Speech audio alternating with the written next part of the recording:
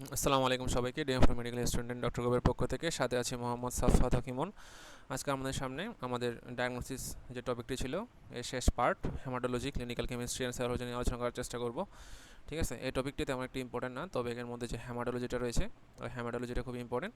কারণ আমরা আমাদের পেশেন্ট যখন ওয়ার্ডে বা বিভিন্ন সময় আমাদের যে চেম্বারে আসে তখন আমরা ওদেরকে বিভিন্ন ধরনের ইনভেস্টিগেশনগুলো দেওয়ার চেষ্টা করি যেগুলো হচ্ছে হেমাটোলজি রিলেটেড।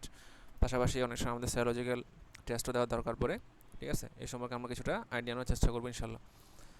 তাহলে বলা হচ্ছে blood investigation are essential for diagnosing diseases like leukaemia, myeloma, leukopenia and defects in haemostasis in that effect the oral manifestation.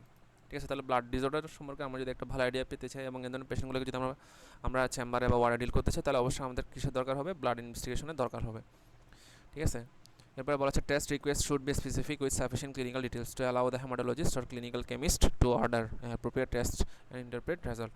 ঠিক আছে, আমরা ব্লাড টেস্ট যখন দিব তখন এর মধ্যে আমরা স্পেসিফিকভাবে কী জানতে চাচ্ছি এটা আমাদের কী করতে হবে? অবশ্যই উল্লেখ করে দিতে হবে, যাতে করে হেমাটোলজিস্ট এবং ক্লিনিক্যাল কেমিস্টরা এ ব্যাপারে একটা ভালো আইডিয়া দিতে পারে এবং ইন্টারপ্রেট করতে পারে।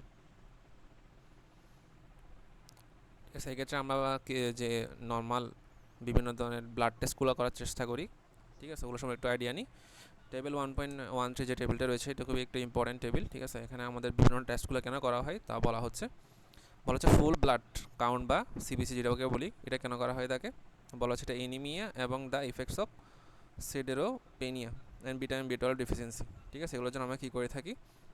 ফুল ব্লাড কাউন্ট করে থাকি, পাশাপাশি লিউকেমিয়ার জন্য করা হয়ে থাকে।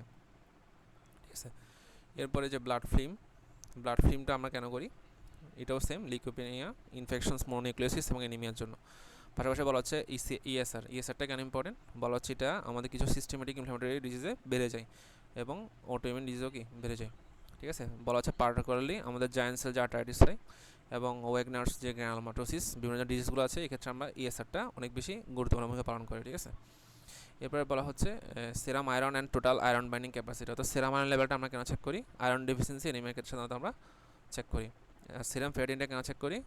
ঠিক আছে, আমরা চেক করি হচ্ছে mainly more severe indicator of body stores of iron then serum iron and total iron burning capacity, but not available in all laboratories. তাহলে সেরাম ফেরিটিনটা কখন করি? যখন আমাদের সেরাম আয়রন এবং আয়রন বার্নিং ক্যাপাসিটির মাধ্যমে আমরা আয়রন ডেফিসিয়েন্সি এনিমিয়াটা ডিটেক্ট করতে পারি না বা আয়রন ডেফিসিয়েন্সি রিলেটেড যে অন্য ডিজিজগুলো আছে এগুলো ডিটেক্ট করতে পারি না, তখন আমরা সেরাম ফেরিটিনটা করার চেষ্টা করি। ঠিক আছে, এরপর আমরা ফোলেট লেভেল কেন চেক করি? ফোলিক অ্যাসিড ডেফিসিয়েন্সিতে আমাদের ফোলেট লেভেলটা চেক করতে হয়। পাশাপাশি রিকারেন্ট অ্যাপটাস আলসারেশন বা রিকারেন্ট কিডনি ডিজিজেও আমরা কী করি? ফোলেট লেভেলটা দেখার চেষ্টা করি। এরপরে ভিটামিন বি12 লেভেলটা কেন দেখি? ভিটামিন বি12 ডেফিসিয়েন্সি সম্পর্কে জানার জন্য। পাশাপাশি বিভিন্ন ধরনের অটো অ্যান্টিবডি যেমন হচ্ছে rheumatoid factor, antinuclear factor, DNA binding antibodies, SSB, এগুলো কেন ইম্পর্টেন্ট? এগুলো হচ্ছে আমাদের অটোইমিউন ডিজিজের জন্য ইম্পর্টেন্ট। ঠিক আছে, বিভিন্ন ধরনের যে আমাদের অটোইমিউন ডিজিজ যেগুলো আছে যেমন আমার ডেন্টালে কী কী অটোইমিউন ডিজিজ নিয়ে পেশেন্ট আসতে পারে আমরা একটু জানার চেষ্টা করি। আমরা দেখতে পাচ্ছি কিছু অটোইমিউন ডিজিজের নাম, এর মধ্যে রয়েছে পেম্পিকাস ভালগারিস, মিকোস্প্যাম পেমিকয়েড, লাইকেন প্ল্যানাস, এরপরে এসএলই। ঠিক আছে, তারপর জগরেন সিনড্রোম, এরপরে বেহেচার ডিজিজ।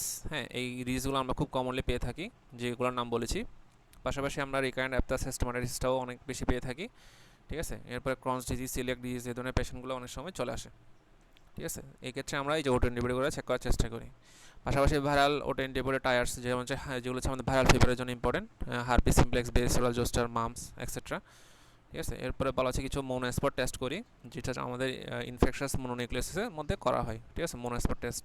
এরপরে সিফিলিসটা হচ্ছে আমাদের কনজেনিটাল সিফিলিস, প্রাইমারি সিফিলিস বা সেকেন্ডারি সিফিলিস, ওখানে আমরা ইউজ করি। এরপরে কমপ্লিমেন্ট লেভেলগুলো আমরা কী করি? চেক করার চেষ্টা করি। পাশাপাশি সেরাম এনজিওটেনসিন কনভার্টিং এনজাইম খুবই ইম্পর্টেন্ট একটা টেস্ট যেটা আমাদের স্পেসিফিক ফর সার্কোডোসিস। ঠিক আছে, এরপরে serum calcium phosphate level, parathormone level. হ্যাঁ, এই চারটা খুবই ইম্পর্টেন্ট, আমরা একটা ওভারঅল আইডিয়া পেয়ে যাই আমাদের কোন ডিজিজের ক্ষেত্রে আমাদের কোন কোন টেস্টগুলো করতে হয়। হ্যাঁ, প্যাজের ডিজিজ, তারপর হাইপার প্যারাথাইটিজম। পাশাপাশি আমরা এইচআইভি টেস্ট করি এইচআইভি ইনফেকশনের জন্য। এরপরে সেরাম IG4 লেভেলটা দেখি হচ্ছে কোথায়? Often resistant IG4 related disease, অর্থাৎ যেখানে হচ্ছে কি আমাদের IgG4 রিলেটেড ডিজিজগুলো থাকে ইমিউন রিলেটেড, ওখানে আমরা পেয়ে থাকি। ঠিক আছে, এবং সিরাম অ্যালকালাইন ফসফেটেসটা আমরা চেক করে থাকি হচ্ছে আমাদের যে বোন রিলেটেড ডিজিজ যেমন প্যাজের ডিজিজ। ঠিক আছে, এরপর হাইপার থাইরয়েডিজম, এরপরে হাইপোফসফেটেশিয়া। হ্যাঁ, এই ধরনের ডিজিজগুলোতে আমরা কী করি? দেখার চেষ্টা করি।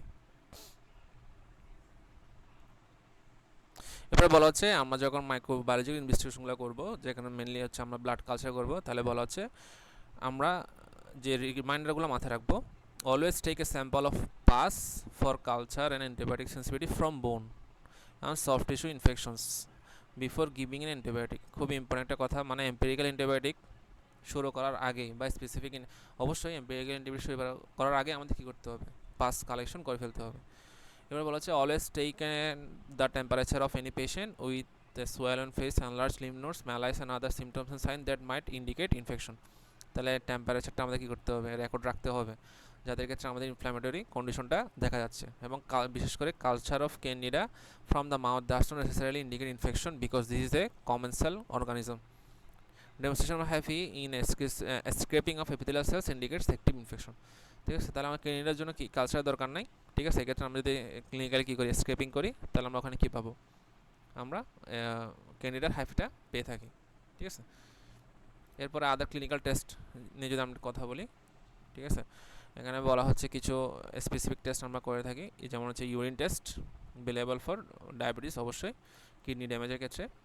ঠিক আছে, পাশাপাশি বলা হচ্ছে পলি অ্যানজাইটিস বা ওয়েগনার্স গ্রানোমাটোসিস, হ্যাঁ, and for detection of the bench Jones protein in the myeloma. এগুলোর জন্য আমাদের কিসের দরকার হয়, ইউরিন টেস্টের দরকার হয়। এরপর আমরা কী করি, ওভারঅল ইনভেস্টিগেশনগুলো হাতে পাওয়ার পর ইন্টারপ্রেট করি এবং একটা ডেফিনিটিভ ডায়াগনোসিসের চেষ্টা করি এবং ওই অনুযায়ী ট্রিটমেন্ট প্ল্যান সাজানোর চেষ্টা করি। ধন্যবাদ সবাইকে, এই টপিকটি এ পর্যন্তই। পরবর্তীতে নতুন একটি ক্লাসে দেখা হবে ইনশাল্লাহ। আসসালামু আলাইকুম।